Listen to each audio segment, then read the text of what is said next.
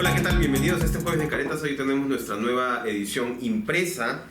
Tenemos, creo, en pantalla, pero igual se las muestro, encubierto y en directo. Por este país vamos a reconocerlo, es una gran puesta en escena teatral que nos sorprende cada semana.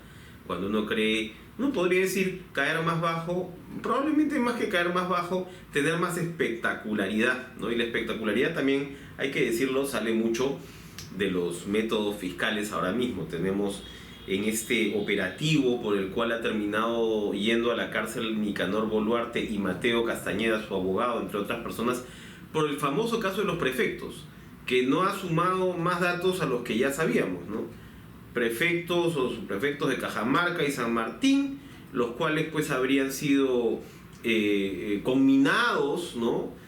A aportar plata a este partido Ciudadanos por el Perú, que está en vías de inscripción, y se supone Nicanor Boluarte está detrás. Nicanor Boluarte, por supuesto, a nosotros nos dijo hace un par de semanas en una entrevista exclusiva que él no tenía nada que ver con el partido, que por lo menos él no había sido el promotor inicial, que habían sido barrantistas, ¿no? Gente que proviene de las canteras de Alfonso Barrantes, que apoyaron en su momento a Dina Boluarte en su campaña por la vicepresidencia. En fin, Nicanor Boluarte, por supuesto, tendrá que responder.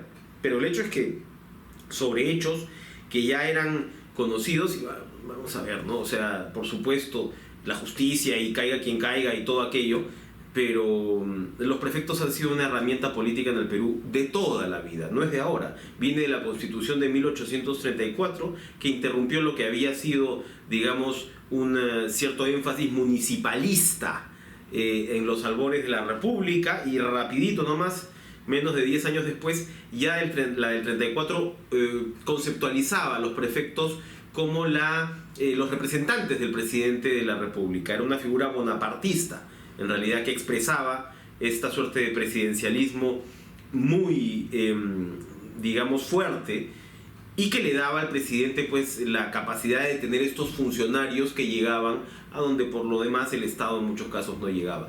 Una figura arcaica, una figura probablemente obsoleta e inútil, sí, qué duda cabe. Una figura que debería ser probablemente eliminada o redefinida también. Una figura que ha tenido o ha sido utilizada políticamente desde siempre, y para el retorno de la democracia también, en cada gobierno de los que fue, desde Belaúnde hasta Kuczynski, pero por supuesto también, evidentemente son gente del partido la que se coloca ahí, y bueno, sobre eso se ha tejido este tema de la organización criminal, y el señor Boluarte tendrá que responder, qué duda cabe. El problema real es que entra este operativo donde está nada menos el señor Colchado como agente encubierto, que no se inscribió ante el juez, ¿no? Dicen que es un agente encubierto, que basta nomás haberle dicho al fiscal que era agente encubierto, donde entra Carlos Morán, exministro de Vizcarra, con 3 denuncias constitucionales, un hombre muy bien formado en inteligencia, y llegan hasta Castañeda, que era pues no solo el abogado de los Boluarte, sino el abogado del propio Morán, ¿no? Y según la versión de Castañeda, Morán le dice: oye, yo puedo llegar a la policía, yo la puedo controlar, hazme ministro. No lo querían hacer ministro por el lado de Vizcarra. Harvey Colchado les dice por teléfono: no, sí, ya se va a archivar la investigación contra Nicanor Boluarte. Y claro, terminan en este juego de espejos donde se irá viendo, ¿no? Si hay audios, si hay registro de llamadas, quién hizo las primeras llamadas, unos u otros.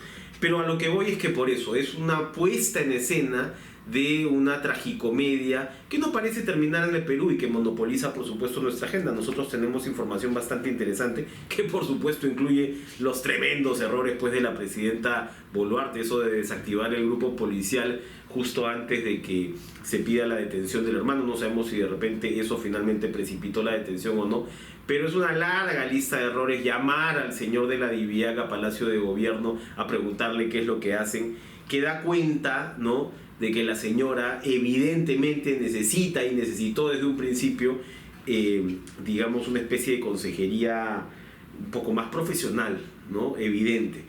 Pero bueno, que el país vaya a terminar en otro capítulo institucional, presidencial, vamos a ver. No lo creemos, por cierto, por el examen que les hemos tomado los parlamentarios de la República, si bien tienes todo este gran escándalo, por el momento no hay ningún interés en la vacancia. Huelga, ¿no? Decir qué pasa ahí y por qué hay este desinterés en todo caso. Alan García. Hace algunos días se habló, ¿no? Y se rebotó mucho esta declaración de Miguel Atala, que fue quien de alguna manera terminó de hundir a García cuando ya estaba muerto, ¿no? Cuando García ya se había suicidado, Atala sale a decir, esta plata que yo tenía, ¿no? Y que me habían depositado, se la entregué en 43 entregas a Alan García entre el 2010 y 2017. Estamos hablando de 1.3 millones de dólares. Es otra historia fantástica, ¿eh? Tenemos que reconocer que Perú está realmente, es un surtidor, ¿no? Es un surtidor de novelística y de thrillers político-criminales, donde cada vuelta de tuerca sorprende aún más, ¿no? Entonces Atala dijo que le dio a García la plata entre el 10 y el 17 en 43 entregas. Bueno, si a mí me coimean, en realidad yo voy a pedir la plata un poco más rápido, ¿no? ¿Qué pasa si el señor Atala se muere o qué sé yo? Pero bueno.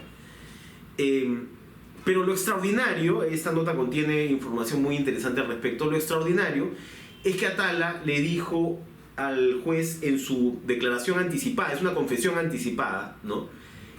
Que quien lo ayudaba a hacer estos retiros de plata para pitufearle a García por montos de 20, 25 mil a lo largo de 7 años, que era su asistente, tengo el nombre por acá, es fantástico la verdad, era ahorita Marino Chinchay Díaz, ¿ya? Era el asistente de Atala. Y está, que en paz descanse, dice, ¿no? O sea, está muerto, no le podemos preguntar nada. Y Atala dice que nadie vio a Alan García y a él juntos en ningún momento entregándole plata. Dice que en un momento le entregaba plata en el malecón de Asia. Habrá que caminar un poco más por el malecón de Asia y ver si nos toca un sobre de Manila. Y entonces el señor que en paz descanse. Pero Atala, en sus versiones, en un momento, ya hace varios años, dijo que el terreno famoso por el cual supuestamente había recibido la plata, que se supo al final que era un cuentazo, de Odebrecht, ¿no? Tenía un gerente y tenía un representante, y los dos estaban muertos. Y el gerente era un señor que murió en la miseria más abyecta. Salieron sus familiares a decir, mi papá no ha tenido nunca nada que ver, mi tío no ha tenido nunca nada que ver en ninguna empresa, si murió pobre.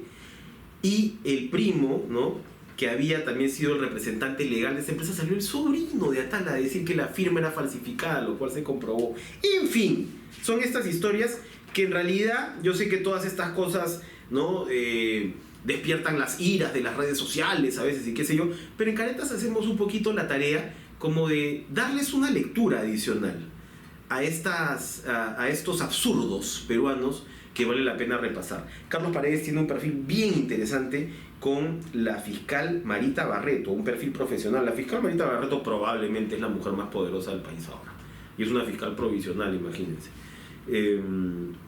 Y lo que cuenta vale la pena analizarlo bien. Es una fiscal que viene de Huancayo en su momento, ¿no?